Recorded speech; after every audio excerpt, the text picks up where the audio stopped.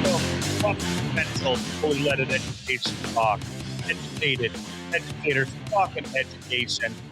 Dr. Johnny Lupinacci here, usually with my co-host, Dr. Tim Slecker. Tim, MIA. Maybe he's climbing Everest. Maybe he's over in Nepal. I don't know. Maybe he's behind the scenes of the Iron Curtain. He certainly does seem to like Marxism quite a bit. I like to tease him, but when he's here and when he's not here, he's actually not a Marxist. Both of us are more kind of anarchist social studies teachers, defenders of democracy, decentralized democracy. That's where, we the people are the government, popular sovereignty, those democratic core values that we love so much and learn to practice in our public schools. That loops us back around to why we have this show. It's fully leaded education talk. But I am here with chairman of the board, our producer, beloved Jakob. What did you say, that you were a veritable thesaurus? I did Monday? say that, yeah. And I love this. listen, I'm not saying I know that much about dinosaurs, but I think I'm a thesaurus. I think you are, man. You definitely love the words, man. I love your write-ups of the shows. You're knocking it out of the park with our podcast descriptions. And they're getting goofier as time goes on, Johnny. I don't. Someone's going to have to talk to me at some point. No, man, I love it. Don't change a thing. It's fun. If you're not having fun and things aren't funny, then we're doing something wrong, right? Because I agree. There's a famous quote. We've mentioned quite a bit, and we'll touch on it today. That there are times in education and in life when it just seems like every day brings a new news headline that is just, you shake your head and you're like, really? This is what we're doing? And certainly for educators out there, that's been a reality for quite some time. It's like, wow, how, when we know so much about what's best for children, are we still not able to do those things? And on top of that, we're making legislative decisions to not do the things we know work best for kids. It's like, so what do you want? Do you want an educated nation of democratic citizens who are, participating strongly, not only in the economy as consumers, but as producers, as laborers, as, sharing ideas, making our communities better, safer, stronger, right? If you want those things, which I think kind of most of us do, I mean, that's nonpartisan. We want, sustainable, strong futures. Then support what kids need in schools. Right? Seems like a no-brainer, but yet here we go with more headlines. But Jakob, my point being that there's a famous quote from the playwright Bertolt Brecht where it said, "Will there be singing in dark times?" And the person responds, "Yes, they'll be singing about dark times." And I like to apply that rule in general to humor, to laughter, to joy. Will we find fun and funny in not so great times? Of course. We're going to poke fun. We're going to make jokes. We're going to find humor where we can to help us not only cope, but sift through. So humor and joy, that plays a role in sifting through the heaviness, the weight of some of these topics that are, to be quite blunt, pretty grim. We know what's best for children, yet we refuse to do what's best for children. We know how to support. We know we need to support teachers more. We don't do that, right? And so it's like the story over and over again. If we don't have humor, if we don't have more information about it, if we don't have conversations about it, Jakob, then what do we have? So I appreciate your descriptions, your participating in the show, and your superpower as a veritable thesaurus. Thank you very much, Johnny. I appreciate that. Yeah, I agree with you. It's good to have humor, especially even more so during difficult and dark times. That's the whole reason there's gallows humor, that you can be funny in the worst possible place you can think of, being in the gallows. So it helps people get through, and I think it's important. Not mine. I don't think what I do is important, but in general, I think it's important to have a good sense of humor. No doubt, man. And speaking of humor, something I laughed to quite a bit as a kid and still even find enjoyable. You guys were talking about in Homeroom. Right, just to clear the air. Jakob was right. I was just at a meeting. It's the end of my school year, folks, even though I do some summer teaching. It is officially summer break, which isn't much of a break. We'll talk about that. Teachers, I call it the off season. It's just a change in our work. It's not the same work, but we're still working. That myth that the best part about teaching is, the months of June, July, and August because we're not in school. That's just a myth. That's part of the humor.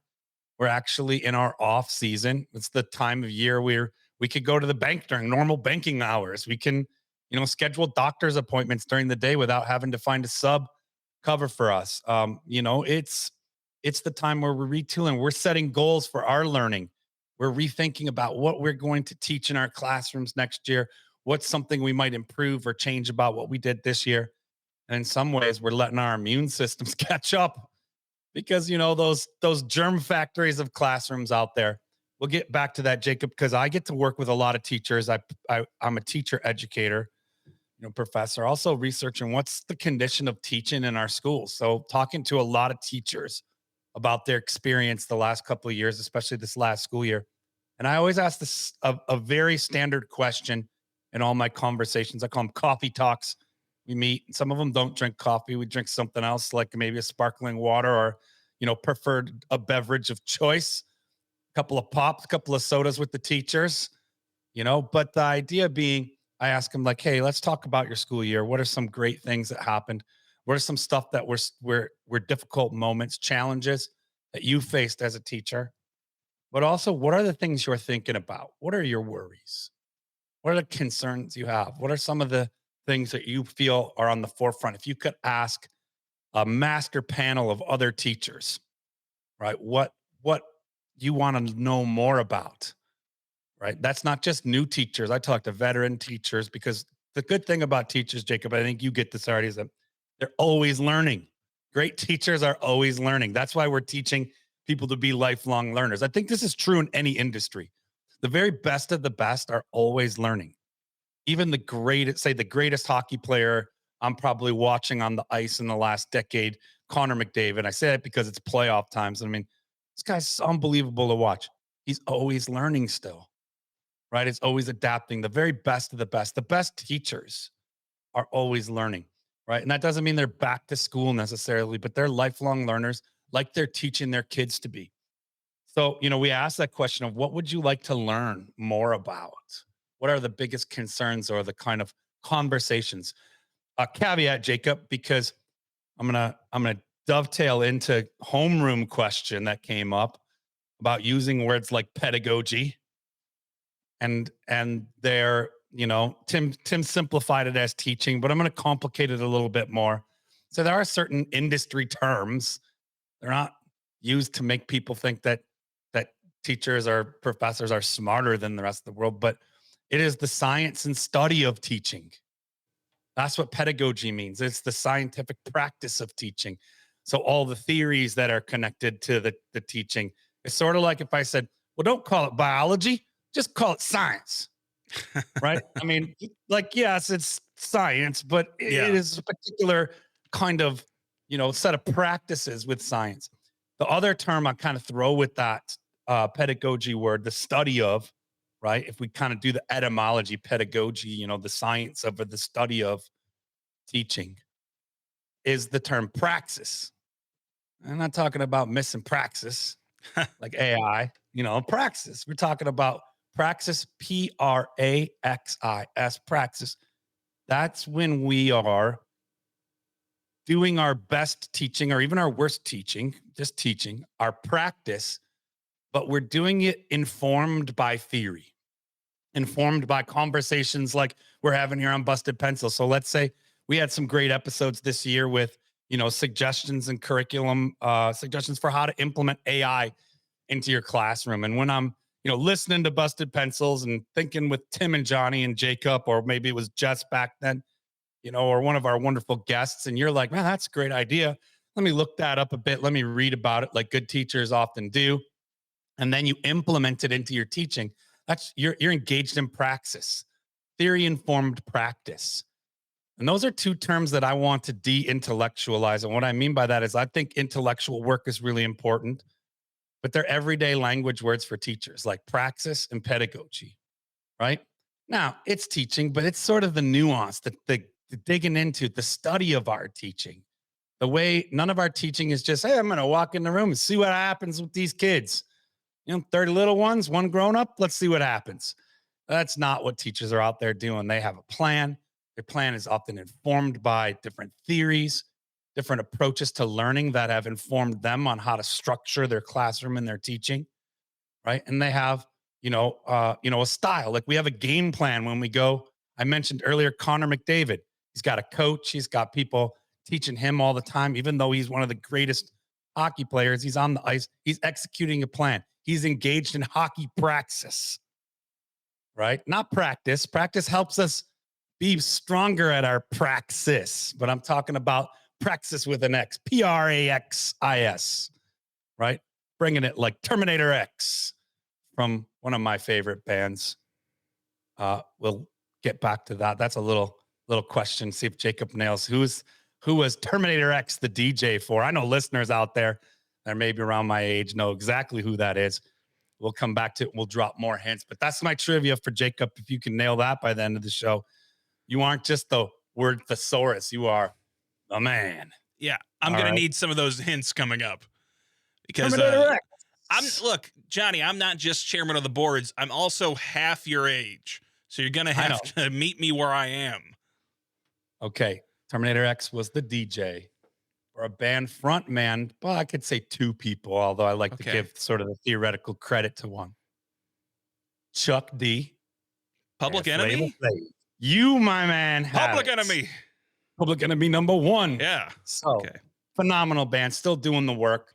Public Enemy, Chuck D, one of, I would say, as a kid of the 90s, 80s and 90s, but really coming of age in the 90s, becoming a teacher in the end of that great century, right? Public Enemy, one of my teachers. Chuck D, for sure, teacher, artist, man. He just drops knowledge. We'll get back to that. I digress a bit, though, Jakob. To come back to that whole context of praxis, informed teaching. And how do we know about like theory that informs our teaching, that praxis I'm calling? How do we know about it? We know about it because we have the study of teaching and learning, pedagogy, the study of teaching. So people whose job it is to study all these different things, right, that are happening in classrooms, how children learn, how, whether we do better in groups or whether we do better, individually, or maybe it's a mix because kids have different learning styles. How should we teach kids with different learning styles? That all falls under the umbrella. Who figures that out, Jakob? The people who are engaged in studying pedagogy, the study of teaching and learning. So I know Tim dropped that. Hey, it's just teaching. Don't use that word. I'm going to be like, Tim, come on, man. Are we in another beef? But also, Jakob, Tim and I always beef because I don't always get the sarcasm. That's one of my kryptonites. Sometimes Tim is being sarcastic and I think he's being serious. And then I'm like, them's are fighting words, Tim. And he's like, that's the sarcasm. And I'm like, oh, listeners, no, that went right over Johnny's head. And he's all amped up about things. But Tim and Jakob, you guys talked about one of my favorite shows of all time, Sesame Street.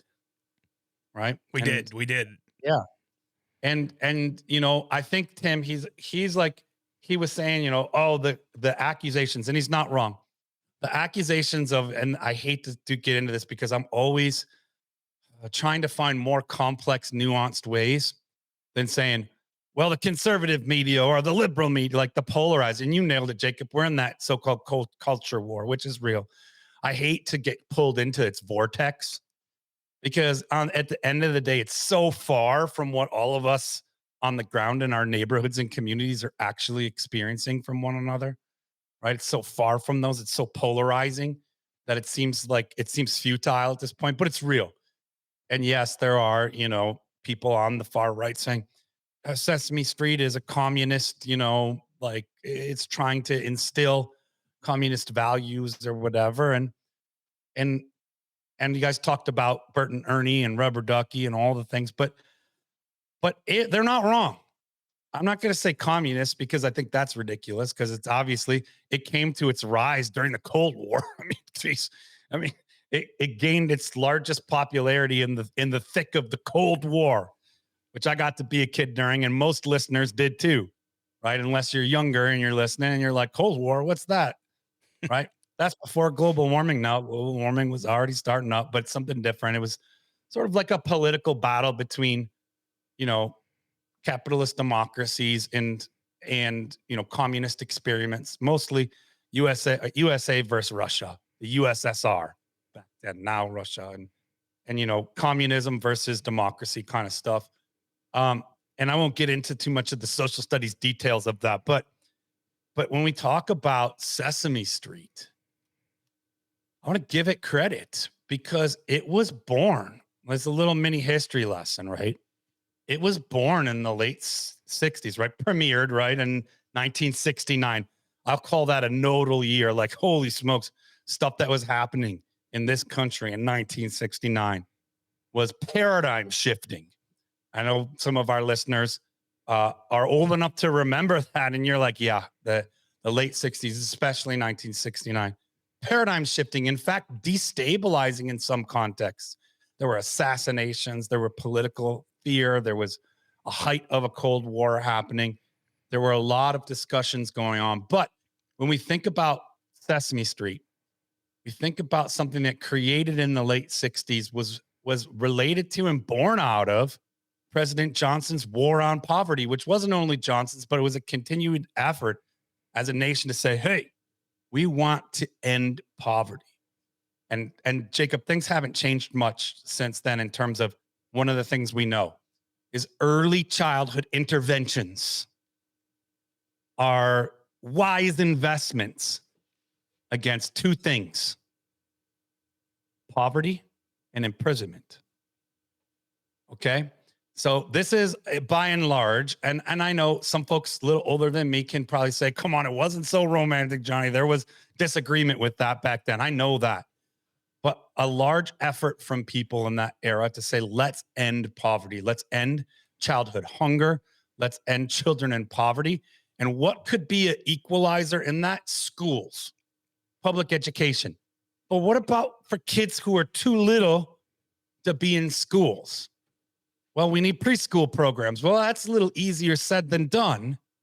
What can we do to help educate children who aren't in preschool yet, or who aren't able to get to a good quality preschool or can't afford those options? We don't necessarily have those widespread Head Start programs, which also, Jacob, are being cut in the moment as well, which is another real blatant attack on childhood. But you know what I'm saying here is like the war to end poverty is to say invest in children learning, because two things go down when you have early childhood investment in their education and their learning: poverty, right? Joblessness, homelessness, these epidemics right now in our country, and imprisonment, which we also know those things conflict with a political agenda to increase the number of people in prison because it's been privatized and it's an investment, as well as to increase the number of people in poverty, right? Which let's be just blunt about this. The current administration's actions, I'm going to say their actions. I don't know their intentions. I'm not going to accuse them of their intentions because they know their intentions. In fact, they spelled them out for us in documents, but I'll just stick to the actions. All the actions they are taking show to me that they want more poor people.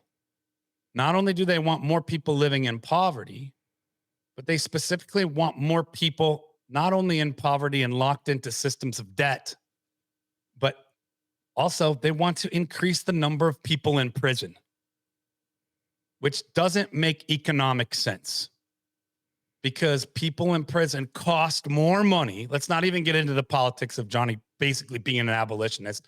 It's a little more complicated than that. I mean, I've for a number of years spent some time thinking like we should not have prisons, and I've maybe shifted a bit on that. But I absolutely do not think that we should have a prison industry, a privatized for-profit prison system.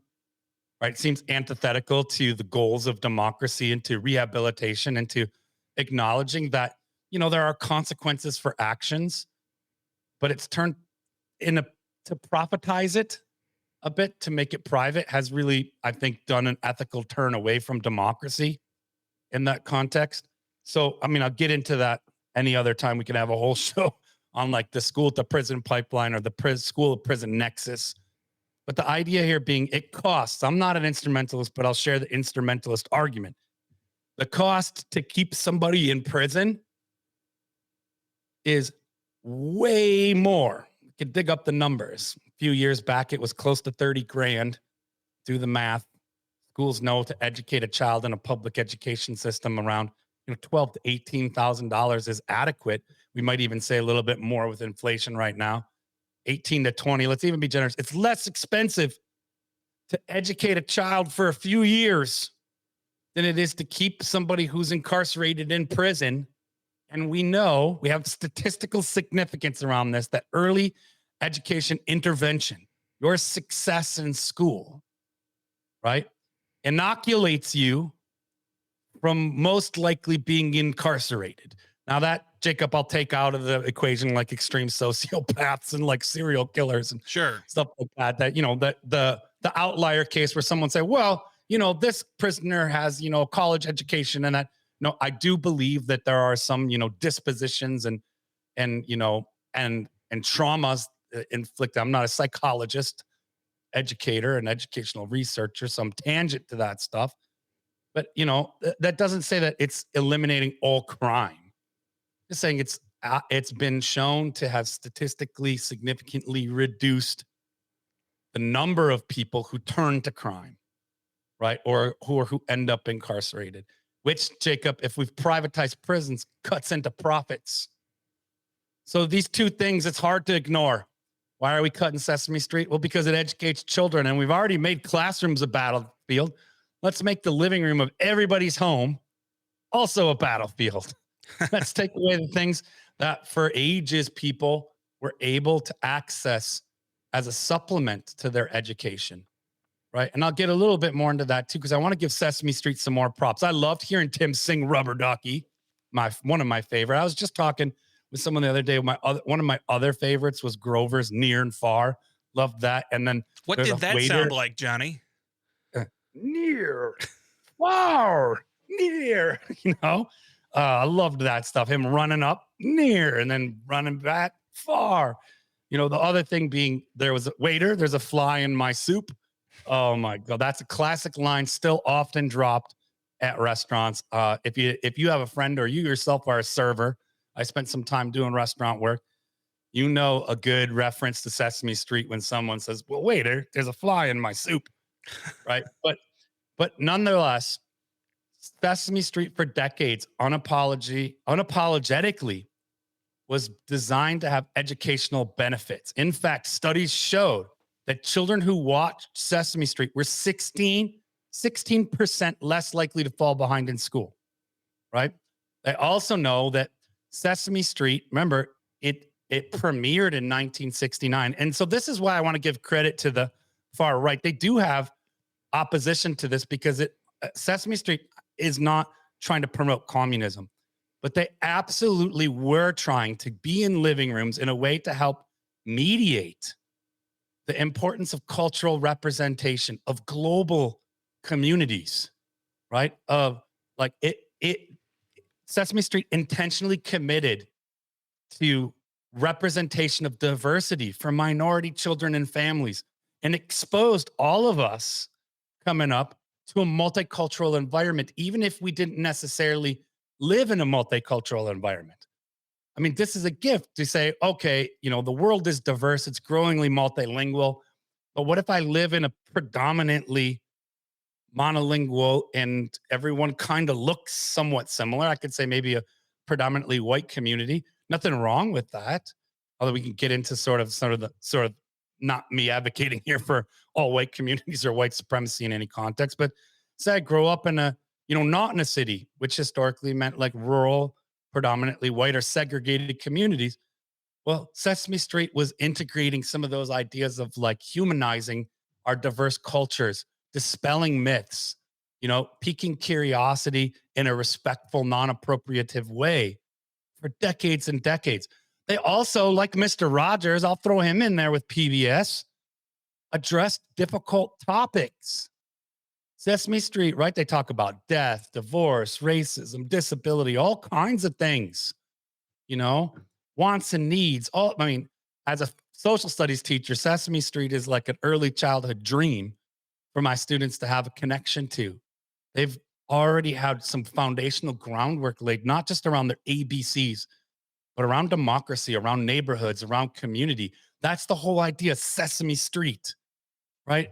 Where people kind of were different, but got along, navigated their differences, their emotions. So, like social emotional learning, right, was happening in Sesame Streets, not only for kids, but, for adults who are listening along and they're part of that conversation.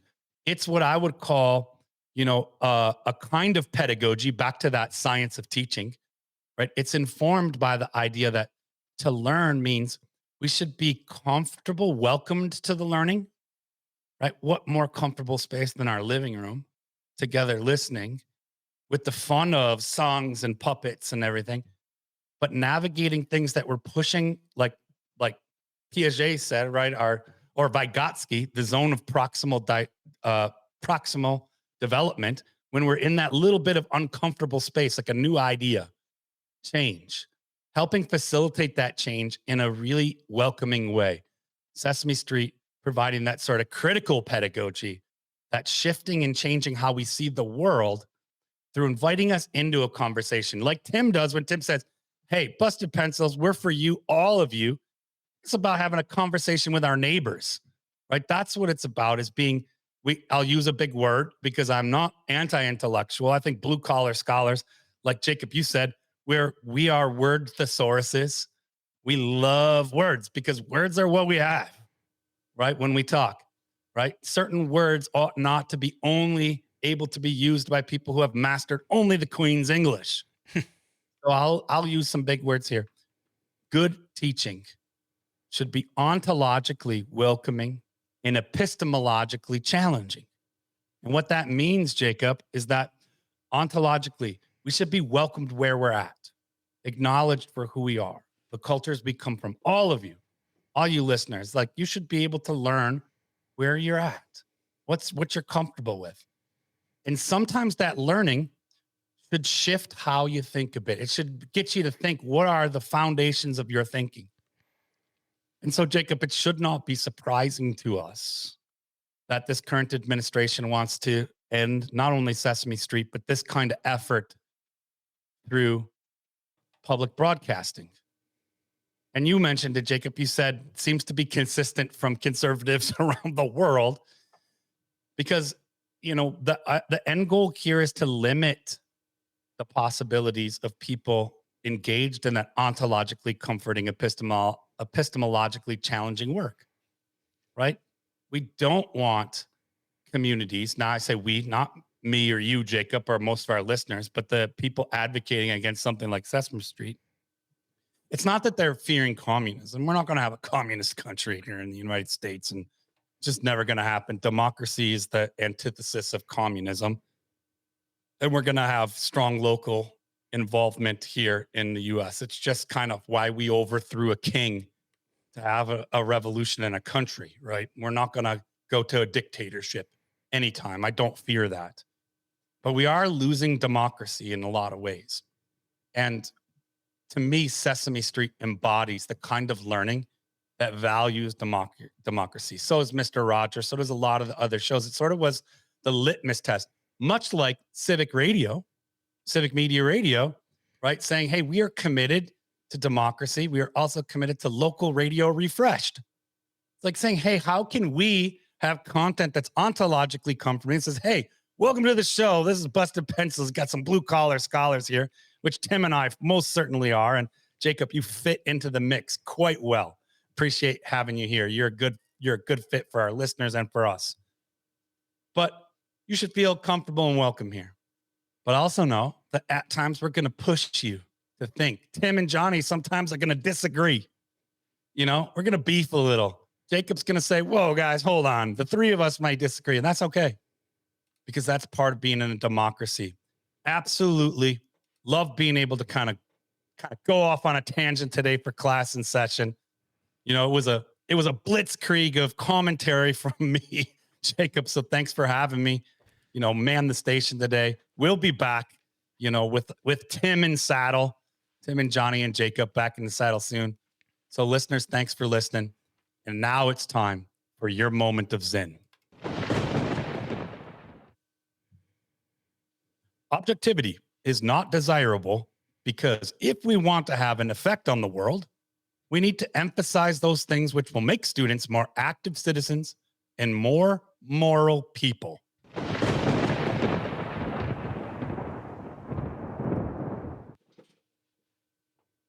Hey, thanks for listening to today's Busted Pencils class and shot session. A lot of hot air from Johnny. We'll get back with Tim, Johnny, and Jacob soon. You can always grab great podcasts like this one. Just search Busted Pencils on Apple Podcasts, Spotify. Of course, you can always find us on the Civic Media website or get at us at bustedpencils.com. Hey, and don't forget, you can find us throughout the week, every Monday, Wednesday, Friday with homerooms, classes in session, and always loads of fun to wrap up the week with hurdles and home runs. And listen up, pencil busters. I know some of you know it, but if you don't, now you will. You can always catch Busted Pencils at 3 p.m. Central Time across all the Civic Media Network stations for an hour of your favorite blue-collar scholars, Tim and Johnny, and keep busted pencils.